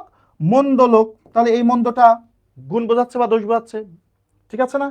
মন্দ কথা বলতে নেই, কেমন কথা? মন্দ কথা, দোষ গুণ বোঝাচ্ছে, সে কারণে বিশেষণ। ধনী শব্দটা খেয়াল করেন, আমরা যখন বলছি ধনীকেও একদিন মরতে হবে, ধনীকেও একদিন মরতে হবে, এবার সাবজেক্ট কে? ধনীকেও একদিন মরতে হবে, এবার সাবজেক্ট কে? এই ধনীটা হচ্ছে সাবজেক্ট।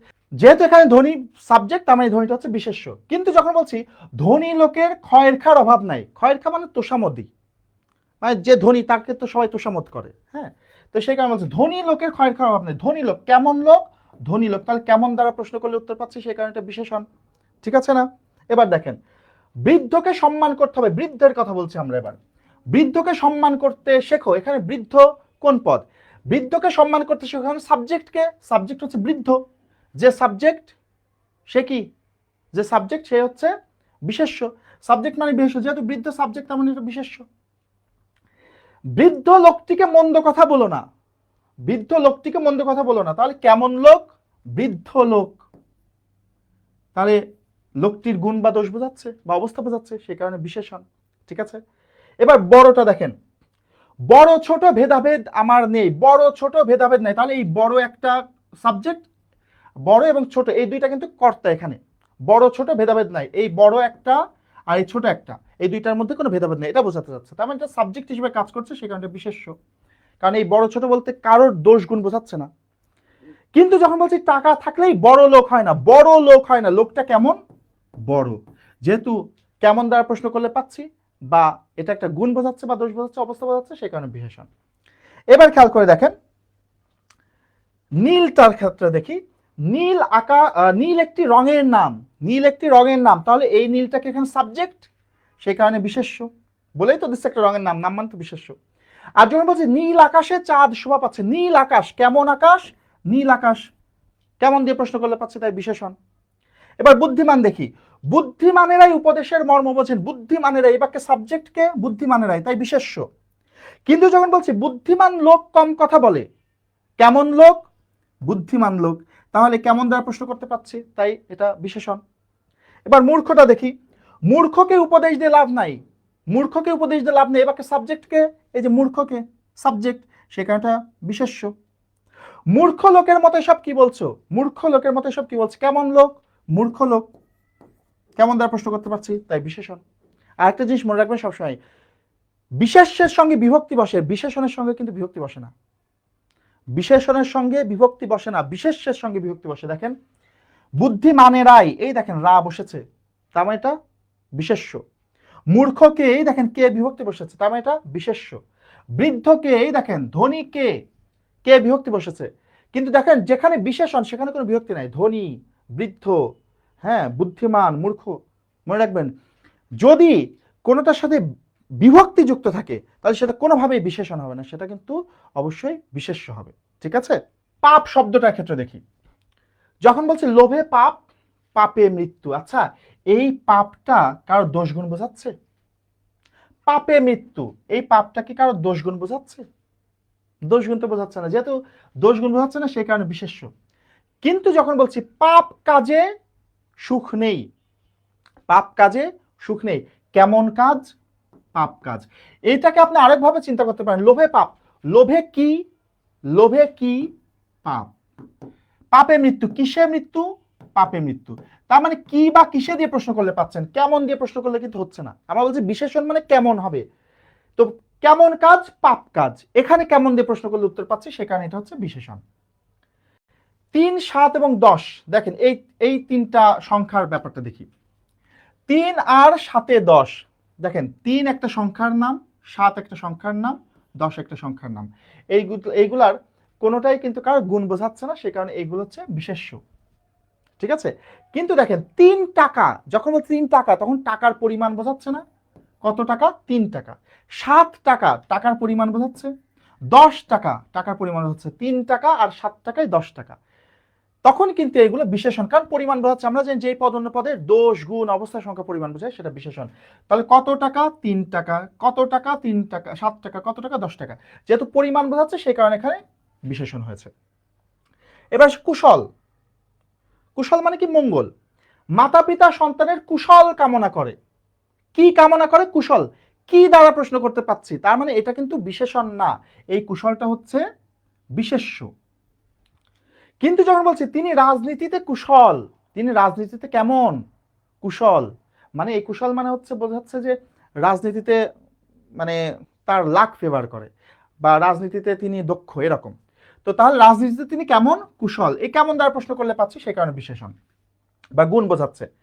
সাধু শব্দটাতে দেখি, সাধুগণ কখনো অন্যের ক্ষতি করে না। সাধুগণ কখনো অন্যের ক্ষতি করে না। আচ্ছা, বিশেষণের কখনো বহু বচন হয় না, বহু বচন হয় শুধু বিশেষ্যের, বিশেষণে কখনো বহু বচন হয় না। তাহলে সাধুগণ যখনই বহু বচন, তার মানে এটা বিশেষণ হবে না। আর তার চেয়ে বড় কথা, এটা সাবজেক্ট, সাবজেক্ট মানে বিশেষ্য। এবার দেখেন, সে সাধু উদ্দেশ্য নিয়ে আসেনি, সে সাধু উদ্দেশ্য নিয়ে আসেনি। সাধু উদ্দেশ্য তার মানে কি? ভালো উদ্দেশ্য, তাই না? তাহলে কেমন উদ্দেশ্য? সাধু উদ্দেশ্য। কেমন দ্বারা প্রশ্নগুলো উত্তর পাচ্ছি, সে কারণে বিশেষণ। আপনটা দেখি, আপনটাতে এখানে একটু মিস্টেক আছে, এটা সর্বনাম হবে। আচ্ছা, যখন বলছি আপনের চেয়ে পর ভালো, এই আপন বলতে হচ্ছে কাছের মানুষ বোঝাচ্ছে। আপন শব্দে তো দুই রকম অর্থ হয়, একটা হচ্ছে নিজকে বোঝায়, একটা হচ্ছে কাছের মানুষকে বোঝায়। তো আপন হচ্ছে একটা সর্বনাম পদ, ঠিক আছে? আপন হচ্ছে একটা সর্বনাম। আর তাছাড়া এখানে তো কারোর দোষ গুণ বোঝাচ্ছে না যে এটা বিশেষণ হবে। আপনের চেয়ে পর বলে এখানে আপন তার কারোর দোষ গুণ বোঝাচ্ছে না, সেই কারণে আপনটা এখানে বিশেষণ না, আপনটা হচ্ছে সর্বনাম, ঠিক আছে? কিন্তু যখন বলছে আপন ভালো পাগলেও বোঝে, আপন ভালো পাগল বোঝে। কেমন ভালো? আপন ভালো, ভালোর অবস্থা বোঝাচ্ছে, সেই কারণে এটা বিশেষণ পদ। এবার দেখেন চেনা শব্দটাতে দেখি, চেনায় অচেনা হয়ে যায়। যখন বলছি চেনায় অচেনা হয়ে যায়, এই চেনাটা সাবজেক্ট, যেহেতু সাবজেক্ট তাই বিশেষ্য। কিন্তু যখন বলছি এই যে আমাদের চেনা লোক, কেমন লোক? চেনা লোক। কেমন লোক? চেনা লোক। কেমন দিয়ে প্রশ্ন করলে উত্তর পাচ্ছি, সেই কারণে এটা বিশেষণ। পড়া শব্দটাতে আসি, পড়া শব্দতে বলছে ছেলেটা তার পড়া তৈরি করছে। এই পড়াটা কারোর গুণ বোঝাচ্ছে না। কি তৈরি করছে? পড়া তৈরি করছে। কি দ্বারা প্রশ্ন করলে পাচ্ছি, তার মানে এটা বিশেষণ না, এটা বিশেষ্য। কিন্তু পড়া বই বারবার পড়তে ভালো লাগে। কেমন বই? পড়া বই, সেই কারণে এটা বিশেষণ, বইয়ের অবস্থা বোঝাচ্ছে। শেষ শব্দটা দেখেন, এ তর্কের শেষ ঠেকাও। কি ঠেকাবে? শেষ। কি দ্বারা প্রশ্ন করছে, তাই বিশেষ্য। কিন্তু যখন বলছি এটাই কি তোমার শেষ কথা, কেমন কথা? শেষ কথা। কেমন দিয়ে প্রশ্ন করা যাচ্ছে, তাই এটা বিশেষণ। মিথ্যাকে প্রশ্রয় দিলে জীবনে ঠকতে হয়। মিথ্যা দেখছি, হ্যাঁ, মিথ্যাকে প্রশ্রয় দিলে, এখানে সাবজেক্টকে, সাবজেক্ট হচ্ছে মিথ্যা, সেই কারণে বিশেষ এই যে মিথ্যার সাথে কে বিভক্তি আছে, আমি বলছি বিশেষণের সাথে কখনো বিভক্তি যুক্ত হয় না, যেহেতু এখানে বিভক্তি আছে তার মানে এটা বিশেষণ না। আর যখন বলছি মিথ্যা কথা বিপদ টেনে আনে, কেমন কথা? মিথ্যা কথা। কেমন দিয়ে প্রশ্নগুলো উত্তর পাচ্ছি, তাই বিশেষণ। এবার অতীত দেখেন, অতীতকে ভুলে যাও, এই যে কে বিভক্তি আছে, এটা একটা সাবজেক্ট, তাই বিশেষ্য। কিন্তু যখন বলছে অতীতকালে মানুষের জীবনে শান্তি ছিল, অতীতকাল। কেমন কাল? অতীতকাল। এই কাল বা সময়ের অবস্থা বোঝাচ্ছে, সেই কারণে এটা কিন্তু বিশেষণ। এবার দেখেন, খেয়াল করেন দেখা শব্দটা, রথ দেখা আর কলা বেচা, রথ দেখা আর কলা বেচা একসঙ্গে হলো, রথ দেখা। এই যে দেখা, একটা জিনিস বলি, এই দেখা শব্দটা অনেকে মনে করতে পারে ক্রিয়া, কারণ দেখা তো একটা কাজ। কিন্তু দেখেন, কাজের নাম বোঝালে কিন্তু আর ক্রিয়া হয় না, কাজের নাম বোঝালে সেটা ক্রিয়াবাচক বিশেষ্য হয়। দেখছে, এটা একটা ক্রিয়া। খাচ্ছে, ক্রিয়া। শুনছে, ক্রিয়া। যাচ্ছে, ক্রিয়া। বলছে, ক্রিয়া। কিন্তু যখন বলছি দেখা, শোনা, বলা, চলা, এগুলো কোনোটাই কিন্তু ক্রিয়া না, এগুলো সবই ক্রিয়াবাচক বিশেষ্য। ভালো করে মনে রাখবেন, দেখা, শোনা, করা, বলা, চলা, যাওয়া, খাওয়া, হওয়া, ধোয়া, নাওয়া, ধোয়া, এগুলোর কোনোটাই ক্রিয়া না, এগুলো সবই হচ্ছে ক্রিয়াবাচক বিশেষ্য। তো এই দেখাটা হচ্ছে বিশেষ্য। এখন দেখেন, যখন বলছো ওটা আমার দেখা শহর, ওটা আমার দেখা শহর। কেমন শহর? দেখা শহর, সেই কারণটা বিশেষণ। কেমন দ্বারা প্রশ্ন করা যাচ্ছে। এবার খেয়াল করে দেখেন রাধা শব্দটা, এই রাধা কিন্তু আর শ্রীকৃষ্ণের রাধা না, ওই রাধাতে চন্দ্রবিন্দু নাই, এই রাধাতে চন্দ্রবিন্দু আছে, মানে এই রাধা মানে রান্না করা। যখন বলছে ভাত রাধাই মেয়েদের একমাত্র কাজ, রাধা, ওই যে বললাম দেখা, শোনা, করা, বলা, চলা, রাধা, এগুলো সবই বিশেষ্য, ঠিক আছে? কিন্তু যখন বলছে রাধা ভাত না খেয়ে চলে যাও না, রাধা ভাত কেমন ভাত, রাধা ভাত কেমন ভাত, রাধা ভাত কেমন দ্বারা প্রশ্নগুলো উত্তর পাওয়া যাচ্ছে, তাই এটা বিশেষণ। ধরা শব্দটা, মাছ ধরা জেলেদের নেশা, এই যে ধরা, একটু আগে বললাম দেখা শোনা করা যাওয়া, এগুলো সব বিশেষ্য পদ। কিন্তু যখন বলছে ধরা মাছ কি কেউ ছেড়ে দেয়, ধরা মাছ কেমন মাছ, ধরা মাছ, তাহলে মাছের অবস্থা বোঝাচ্ছে, কেমন দিয়ে প্রশ্ন করা যাচ্ছে, তাই বিশেষণ। এবার দেখেন অল্পে সন্তুষ্ট থাকা ভালো, অল্পে, অল্পে, এই দেখেন বিভক্তি আছে না একটা, এই বিভক্তি আমরা বলছি বিশেষণের সাথে কখনোই বিভক্তি থাকে না, যেহেতু বিভক্তি আছে তার মানে এটা বিশেষ্য। কিন্তু যখন বলছি এত অল্প ভাতে পেট ভরবে না, অল্প ভাত কেমন ভাত, অল্প ভাত, ভাতের পরিমাণ বোঝাচ্ছে, আমরা জানি পরিমাণ বোঝালে বিশেষণ হয়, সেই কারণে এটা বিশেষণ। আমরা যে উদাহরণগুলো করলাম সরাসরি এই উদাহরণগুলো থেকে কিন্তু পরীক্ষায় প্রশ্ন আসে। আর এই ধরনের প্রশ্ন যদি অন্য কোনো নতুন উদাহরণও দেয়, আপনি যদি যেই কটা উদাহরণ আমি বোঝালাম এই উদাহরণগুলোই বুঝে থাকেন এবং আরেকবার যদি একটু দেখে নেন, তাহলে যেই বাক্যই আসুক আপনার সেই বাক্যে বিশেষ্য বিশেষণ নির্ণয় ইনশাল্লাহ কোনোদিন আর কোনো কনফিউশন হবে না। ওকে, আমরা এবার আজকের ক্লাসে আরেকটা জায়গায় যাব, আরেকটা গুরুত্বপূর্ণ জায়গায়, সেটা হচ্ছে সমাসের একটা কনফিউশন নিয়ে আমরা আজকে আলোচনা করব। আজকে আমরা সমাসটা শিখবো হচ্ছে একটা কনফিউশন, সেটা হচ্ছে এইটা খুব বড় একটা কনফিউশন আমাদের জন্য, কখন দ্বিগু আর কখন সংখ্যাবাচক বহুব্রী। কয়েকদিন আগে প্রশ্ন এসেছিল পঞ্চগড় দ্বিগু নাকি সংখ্যাবাচক বহুব্রী, তাই না? এই যে সংখ্যা থাকলে একটা কনফিউশন হয়, আমরা জানি দ্বিগু সমাসেও শুরুতে সংখ্যা থাকে, সংখ্যাবাচক বহুব্রী সমাসেও শুরুতে সংখ্যা থাকে। তো সংখ্যা থাকলে কখন দ্বিগু হবে আর কখন সংখ্যাবাচক বহুব্রী হবে, এইটা নিয়ে আমাদের কিন্তু ব্যাপক প্যাচ লাগে। তো এই দ্বিগু এবং সংখ্যাবাচক বহুব্রী সমাস, এই দুইটা সমাস চেনার জন্য আজকে একটা অব্যর্থ টেকনিক বলবো, যেটাতে আপনি দুনিয়ার সব দ্বিগু এবং সংখ্যাবাচক বহুব্রী চিনতে পারবেন।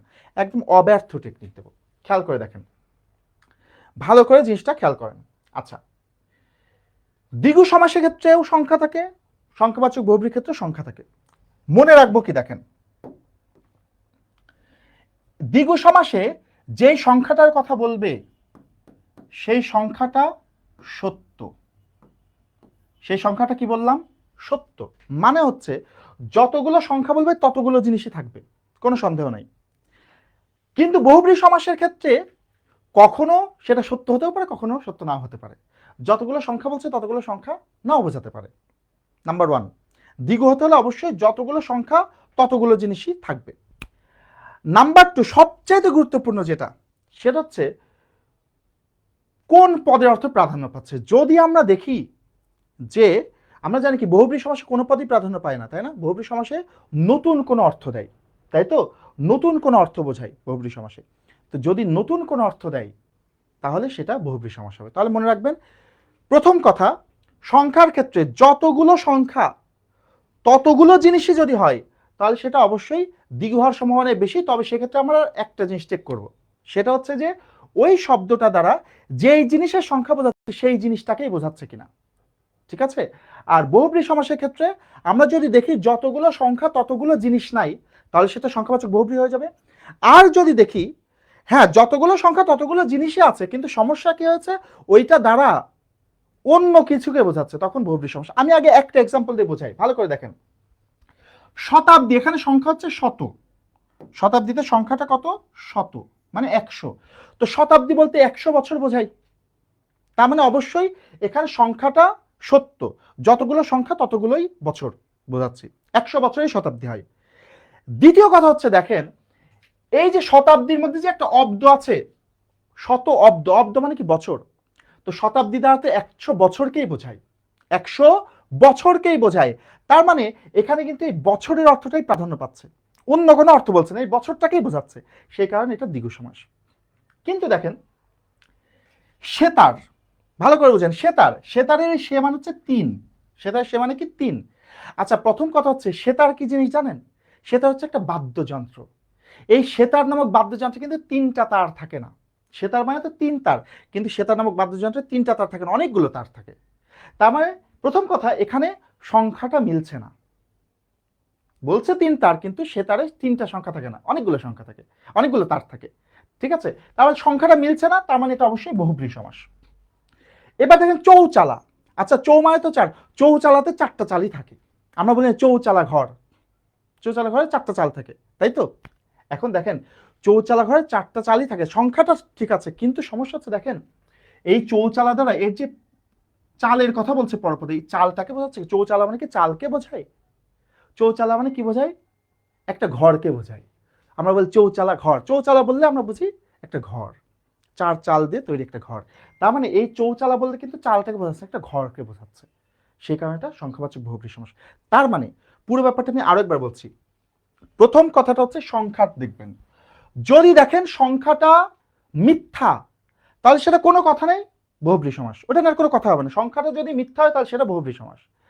আর যদি দেখেন সংখ্যাটা সত্য, তখন দেখবেন যে ওইটাতে যেই পরপদে যে শব্দটা আছে ওইটাকে প্রাধান্য দিচ্ছে নাকি নতুন কোনো অর্থ দিচ্ছে। ঠিক আছে, যদি সংখ্যাটা সত্য হয় তখন দেখব যে অর্থটা কি পরপদে অর্থটা নিচ্ছে নাকি নতুন কোনো অর্থ নিচ্ছে। যদি নতুন কোনো অর্থ নেয় তাহলে বহুব্রীহি, আর পরপদ অর্থ নিলে সেটা দ্বিগু। এবার আমরা এই সবগুলো উদাহরণ একটু, হ্যাঁ সেটার দ্বারা বাদ্যযন্ত্র বোঝায় অবশ্যই, অন্য পদার্থে প্রাধান্য পাচ্ছে, বাট আমি ওই দুইটা টার্মই শেখানোর জন্য দুইটাকে দুইভাবে বিশ্লেষণ করলাম। এখন আসেন এই সবগুলো উদাহরণকে আমরা বিশ্লেষণ করি। এই সবগুলো উদাহরণ কিন্তু পরীক্ষায় মোটামুটি আসার মতো উদাহরণ। ত্রিফলা, আচ্ছা ত্রি মানে হচ্ছে তিন, ত্রিফলা বলতে কি বোঝায়? তিনটা ফলকে একসাথে বোঝায়, আমলকি, হরিতকি, বহেরা, এই তিনটা গাছের ফলকে বলা হয় ত্রিফলা, একসাথে এই তিনটাকে একসাথে বলা হয় ত্রিফলা। তার মানে প্রথম কথা হচ্ছে এখানে সংখ্যাটা সত্য, আর দ্বিতীয় কথা হচ্ছে হ্যাঁ ফলকেই তো বোঝাচ্ছে, তিনটা ফল, আমলকি, হরিতকি, বহেরা, তিনটা ফলকে বোঝাচ্ছে। যেহেতু ফলকেই বোঝাচ্ছে, অন্য কোনো অর্থ নিচ্ছে না, তার মানে এটা অবশ্যই দ্বিগু সমাস। ষড় ঋতু, প্রথম কথা ষড় মানে হচ্ছে ছয়, ষড় ঋতু যারা তো ছয়টা ঋতুকেই বোঝায়, ষড় ঋতুর দেশ বাংলাদেশ, আমাদের তো ঋতু ছয়টা, তাহলে সংখ্যাটা সত্য। তাহলে এবার দেখি কোন পদ প্রাধান্য পাচ্ছে। ষড় ঋতু দ্বারা কি ঋতুকে বোঝায় না? ছয়টা ঋতুকেই তো বোঝায়, তাহলে ঋতুকেই বোঝায়, অন্য কোনো পদ প্রাধান্য পাচ্ছে না, ঋতুই বোঝাচ্ছে, যেহেতু পরপদ বোঝাচ্ছে সে কারণে দ্বিগু।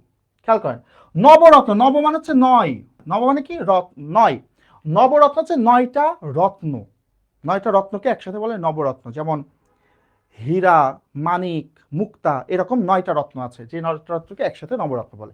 তাহলে প্রথম কথা হচ্ছে সংখ্যা তো সত্য, নয়টা রত্নকে বোঝাচ্ছে, আর দ্বিতীয়ত নয়টা কি বোঝাচ্ছে? রত্নকে বোঝাচ্ছে, হীরা, মানিক, মুক্তা সবই তো রত্ন, নয়টা রত্নকে বোঝাচ্ছে, যেহেতু পরপদ প্রাধান্য পাচ্ছে তার মানে এটা দ্বিগু সমাস। অষ্টধাতু, দেখেন আটটা ধাতুকে একসাথে অষ্টধাতু বলে, সোনা, রূপা, তামা, পিতল, এরকম আটটা ধাতুকে একসাথে অষ্টধাতু বলে। তাহলে ওখানে ধাতু তো আটটাই আছে, তার মানে সংখ্যা সত্য। আর এটা দ্বারা কি বোঝাচ্ছে? আটটা ধাতুকেই তো বোঝাচ্ছে, ধাতু পরপদে আছে, সে কারণে দ্বিগু সমাস। এবার দেখেন সাত সমুদ্র, সাত সমুদ্র 13 নদী যখন বলছি, তো সাত সমুদ্র মানে সমুদ্র তো সাতটার কথাই বলছি, তাহলে সংখ্যাটা সত্য। আর দ্বিতীয় কথা হচ্ছে সাত সমুদ্র যখন বলছি, তো সাত সমুদ্র দ্বারা কি সমুদ্রকে বোঝাচ্ছে না অন্য কিছু বোঝাচ্ছে? সমুদ্রকেই তো বোঝাচ্ছে, সাতটা সমুদ্র মিলেই তো সাত সমুদ্র হয়েছে, তাহলে পরপদ প্রাধান্য পাচ্ছে, তাই দ্বিগু। ত্রিরত্ন, ত্রি মানে তিন, ত্রিরত্ন মানে তিনটা রত্ন, এখানে আসলে বৌদ্ধ ধর্মের একটা বিষয়কে বোঝাচ্ছে। তো এখানে তিনটা রত্নকে বোঝাচ্ছে, তো সংখ্যাটাও সত্য আবার রত্নকেই বোঝাচ্ছে, সেই কারণে এটা হচ্ছে আমাদের দ্বিগু সমাস। এবার দেখেন সপ্তাহ, সপ্ত মানে সাত, অহ মানে দিন, তো সপ্তাহে কয় দিন থাকে? 7 দিন তো থাকে, তাহলে সংখ্যাটা তো সত্য। আবার সপ্তাহ মানে 7 দিন, দিন মানে হচ্ছে অহ, তো অহকে বোঝাচ্ছে, দিনকে বোঝাচ্ছে, পরপদ প্রাধান্য পাচ্ছে, তাই দ্বিগু সমাস। এবার দেখেন তেপান্তর, তেপান্তরে তিন, তেপান্তর মানে তিন প্রান্তরের সমাহার, তিনটা মাঠ এর সমাহার একসাথে হলে যেটা হয়, যত বড় হয় সেটাকে বলে তেপান্তর। তাহলে দেখেন তিন সংখ্যাটাও সত্য, আবার প্রান্তরকেই বোঝাচ্ছে, তিনটা প্রান্তর এক জায়গায় হচ্ছে। আবার দেখেন চৌরাস্তা, চৌরাস্তা মানে কি? এই দিক থেকে একটা রাস্তা, এদিক থেকে একটা রাস্তা, এদিক থেকে একটা রাস্তা, এদিক থেকে একটা রাস্তা, এই তো আমাদের চৌরাস্তা, তাই তো, এই হচ্ছে আমাদের রাস্তা। এখন দেখেন তার মানে কি চৌরাস্তা তো চারটা রাস্তা, চারটাই সংখ্যা বোঝাচ্ছে, তাই না? আবার চৌরাস্তা কি রাস্তা ছাড়া হয় নাকি? চারটা রাস্তা যেখানে মিলিত হচ্ছে, এই যে একটা রাস্তা, এই যে একটা রাস্তা, এই যে একটা রাস্তা, এই যে একটা রাস্তা, চারটা রাস্তা মিলিত হচ্ছে, সেখানকার জায়গাটাকেই তো চৌরাস্তা বলে। তার মানে এখানে চারটা রাস্তাকেই তো নির্দেশ করছে, যেহেতু পরপদ প্রাধান্য পাচ্ছে তাই দ্বিগু সমাস। চৌমোহনা, দেখেন মোহনা মানে হচ্ছে নদীর কুল বা কিনার আমরা বুঝি, তো চৌ মানে চার, চৌমোহনা মানে হচ্ছে চারটা নদীর মোহনা, চারটা নদী যেখানে মিলিত হয়েছে, মোহনা, চারটা মোহনা যেখানে মিলিত হয়েছে, তো তাহলে চৌমোহনা দ্বারা তো মোহনাকেই বোঝাচ্ছে, সেখানে দ্বিগু সমাস। এবার বাকিগুলো দেখেন, ত্রিনয়ন, ত্রি মানে তিন, ত্রিনয়ন বলতে কাকে বোঝায়? শিবকে বোঝায়। ত্রিনয়ন বলতে কাকে বোঝায়? শিব, শিবকে বোঝায়। হ্যাঁ, এখানে 3 সংখ্যাটা সত্য, শিবের 3 চোখ, কিন্তু ত্রিনয়ন দ্বারা নয়নকে বোঝাচ্ছে না, ত্রিনয়ন দ্বারা কাকে বোঝাচ্ছে? শিবকে বোঝাচ্ছে, তাহলে অন্য পদ প্রাধান্য পাচ্ছে, তাই সংখ্যাবাচক বহুব্রী সমাস। চতুর্ভুজ, চতুর্ভুজে 4টা ভুজ থাকে, 4টা বাহু থাকে, ঠিক 4টা বাহু, কিন্তু খেয়াল করে দেখেন তো 4টা বাহু, 1টা 2টা 3টা 4টা, 4টা বাহুই তো দিলাম, কিন্তু এটা কি চতুর্ভুজ হয়েছে? হয়নি। কিন্তু চতুর্ভুজ হতে হলে তাকে আলাদাভাবে তাকে অ্যারেঞ্জড হতে হয়, তাকে একটা সীমাবদ্ধ ক্ষেত্র তৈরি করা লাগে। তার মানে শুধু 4টা ভুজ হলেই চতুর্ভুজ হয় না, চতুর্ভুজ দ্বারা একটা সীমাবদ্ধ ক্ষেত্রকে বোঝাচ্ছে, তার মানে নতুন একটা জিনিসকে বোঝাচ্ছে, অন্য একটা জিনিসকে বোঝাচ্ছে, সেই কারণে এটা সংখ্যাবাচক বহুব্রী সমাস। এবার দেখেন পঞ্চানন, পঞ্চানন খেয়াল করে দেখেন, পঞ্চ মানে 5, পঞ্চ মানে কি? পঞ্চ মানে হচ্ছে 5, আনন মানে হচ্ছে মুখ, পঞ্চানন মানে কি? 5 মুখ। আচ্ছা বলেন তো, কারোর জানা আছে কিনা পঞ্চানন দ্বারা কি 5টা মুখকে বোঝানো হয়? বলেন তো দেখি। এই যে পঞ্চানন, আনন মানে তো মুখ, মুখমণ্ডল, তো পঞ্চানন বলতে কিন্তু শিবকে বোঝায়, শিবের কিন্তু 5টা মুখ, ঠিক আছে? তার মানে পঞ্চানন দ্বারা কিন্তু মুখকে বোঝাচ্ছে না, শিবকে বোঝাচ্ছে, নতুন একটা অর্থ দিচ্ছে। এবার দেখেন দশানন, হ্যাঁ দশানন, এখানেও 10 জিনিসটা সত্য, দশাননে 10 জিনিসটা সত্য, কিন্তু 10 মুখমণ্ডল বোঝায় না। দশানন বলতে কাকে বোঝায়? দশানন হচ্ছে রাবণ, রাবণের 10টা মুখ। তার মানে দশানন দ্বারা এই আনন বা মুখমণ্ডল বোঝাচ্ছে না, রাবণকে বোঝাচ্ছে, তৃতীয় অর্থে প্রাধান্য পাচ্ছে। চৌবাচ্চা, আচ্ছা প্রথম চৌবাচ্চায় কি 4টা বাচ্চা থাকে নাকি? থাকে নাকি? থাকে না। বাচ্চা শব্দের অর্থ যদি এখানে ভিন্ন, বা চৌবাচ্চায় 4 সংখ্যার কিছু থাকে না, সেই কারণে এখানে সংখ্যাটাই ভুল, সংখ্যাটাই ভুল, সেই কারণে এটা সংখ্যাবাচক বহুব্রী সমাস। তে পায়া, তে মানে 3, পায়া মানে হচ্ছে পা, তো তে পায়া মানে তো 3টা পা, 3টা পায়া আলাদাভাবে, জাস্ট 3টা পায়া, মনে করেন এটা একটা পায়া, এটা একটা পায়া, এটা একটা পায়া, 3টা পায়া আলাদাভাবে রেখে দিলে তো তে পায়া হবে না। তে পায়া হচ্ছে একটা টেবিল, 3 পা বিশিষ্ট টেবিল। তার মানে তে পায়া বলতে কিন্তু এই পাকে বোঝাচ্ছে না, 3টা পাকে বোঝাচ্ছে না, একটা টেবিলকে বোঝাচ্ছে, তার মানে নতুন একটা অর্থ দিচ্ছে, সেই কারণে এটা বহুব্রী সমাস। দেখেন 4 পাই, 4 পাই মানে হচ্ছে 4টা পায়া থাকে, সংখ্যাটা সত্য, পায়া 4টাই থাকে, পায়া 4টাই থাকে, কিন্তু 4টা পায়া এরকম ফেলে রাখলে তো 4 পায়া হয় না। 4 পাই কখন হয়? যখন একটা চৌকির 4টা পা থাকে, সেই যেই চৌকির 4টা পায়া থাকে সেটাকে বলা হয় হচ্ছে 4 পাই। তাহলে এটা চৌকি বা খাট বোঝাচ্ছে, অন্য পদে অর্থ প্রাধান্য পাচ্ছে। এবার দেখেন দশভুজা, হ্যাঁ দশভুজা সংখ্যাটা সত্য, দশভুজা, ভুজ মানে হচ্ছে হাত, তো দেবী দুর্গা বোঝায়, দশভুজা বলতে কি বোঝায়? দেবী দুর্গাকে। তো এটা ঠিক যে দেবী দুর্গার 10টা হাত থাকে, কিন্তু দশভুজা দ্বারা তো ওই ভুজ বা হাতকে বোঝাচ্ছে না, 10টা হাত বোঝাচ্ছে না, দশভুজা বলতে দেবী দুর্গাকে বোঝাচ্ছে, অন্য পদার্থ প্রাধান্য পাচ্ছে, সংখ্যা সত্য হলেও বোঝাচ্ছে অন্য পদ। এক তারা, হ্যাঁ এক তারায় একটাই তার থাকে, ঠিক আছে, কিন্তু এক তারা দ্বারা কি ওই তারটাকে বোঝাচ্ছে? এক তারা দ্বারা তো তারটাকে বোঝাচ্ছে না, এক তারা দ্বারা একটা বাদ্যযন্ত্রকে বোঝাচ্ছে, তাই না? তার মানে এখানে তারটাকে বোঝাচ্ছে না, বাদ্যযন্ত্র বোঝাচ্ছে, অন্য পদের অর্থ প্রাধান্য পাচ্ছে। এই এই কারণে এইগুলো হচ্ছে সংখ্যাবাচক বহুব্রী। তাহলে আমি সূত্রটা আরেকবার বলছি। প্রথম কথা, যদি দেখি সংখ্যাটা মিথ্যা, সংখ্যাটা মিথ্যা, আমি সংখ্যা মিথ্যার আরেকটা উদাহরণ দিই, এখানে কেবল একটা উদাহরণ এসছে সেটার। ধরেন একটা শব্দ বললাম শতমূলী, শব্দটা কি বললাম? শব্দটা বললাম হচ্ছে শতমূলী। আচ্ছা শতমূলী, শতমূলীতে কিন্তু শতটা মূল থাকে না, শতমূলী একটা সবজির নাম, শতমূলীতে কিন্তু শতটা মূল থাকে না, তার মানে সংখ্যাটাই ভুল, মিথ্যা। সংখ্যাটা যেহেতু মিথ্যা, তার মানে এটা অবশ্যই সংখ্যাবাচক বহুব্রী সমাস। তাহলে দুইটা কথা, প্রথম কথা হচ্ছে যদি সংখ্যাটা মিথ্যা হয় তাহলে সেটা অবশ্যই সংখ্যাবাচক বহুব্রী সমাস, আর যদি সংখ্যাটা সত্য হয় তখন দেখব যে, ওখানে পরপদে অর্থ প্রাধান্য পাচ্ছে, পরপদে যেটা আছে সেটাকেই বোঝাচ্ছে নাকি নতুন কোন অর্থ নিচ্ছে। যদি নতুন কোনো অর্থ হয় তাহলে সংখ্যাবাচক বহুব্রী, পরপদটাকে বোঝালে দ্বিগু সমাস। ঠিক আছে, আশা করি এই সূত্রটুকু যদি একটু মাথায় রেখে বিশ্লেষণ করেন তাহলে আর কখনোই আপনাদের সংখ্যাবাচক বহুব্রী বা দ্বিগু সমাসে কনফিউশনটা হবে না। আরেকটা তো ব্যাপার বলে দিই, আমরা এই মুহূর্তে আমাদের একটা কোর্স চলছে, এই মুহূর্তে আমাদের একটা কোর্স চলছে, কোর্সটা হচ্ছে অনেকে আমাকে বেশ কিছুদিন ধরে অনুরোধ করছিলেন বাংলা ব্যাকরণ এবং সাহিত্য সম্মিলিত কোর্স পাওয়া যাবে কিনা। তো এবার বাংলা ব্যাকরণ এবং সাহিত্যের সম্মিলিত একটা কোর্স নিয়ে আসা হয়েছে, ব্যাকরণ প্লাস সাহিত্য, একদম পূর্ণাঙ্গ কোর্স। এই একটা কোর্স করলেই বাংলা ব্যাকরণ এবং সাহিত্য যত পরীক্ষা আসে সকল পরীক্ষার প্রস্তুতি, বিসিএস, প্রাইমারি শিক্ষক নিয়োগ বা শিক্ষক নিবন্ধন বা 11 থেকে 20 তম গ্রেড, যত পরীক্ষায় বাংলা থেকে প্রশ্ন আসে সকল পরীক্ষার প্রস্তুতি হবে এই এক কোর্সেই। এই কোর্সটিতে আমাদের 50টা ক্লাস হবে। হ্যাঁ, তো কোর্সটিতে মাত্র 750 টাকা কোর্স ফি। যারা যারা কোর্সটিতে এনরোল করতে চান খুব সহজ উপায়, একটা হচ্ছে আমাদের হোয়াটসঅ্যাপ নাম্বার আছে 01511 527124, 01511 527124। এই হোয়াটসঅ্যাপে জাস্ট একটা নক দিয়ে বলতে হবে যে ওয়াহিদ সবুজ স্যারের কোর্সে এনরোল করতে চাই, তাহলে সেখান থেকে ব্যবস্থা করে দেবে। তো সবার জন্য অনেক অনেক শুভকামনা, সবাই ভালো থাকেন, সুস্থ থাকেন, দেখা হবে ইনশাল্লাহ আমাদের আবারও কোনো ক্লাসে। সে পর্যন্ত আল্লাহ হাফেজ।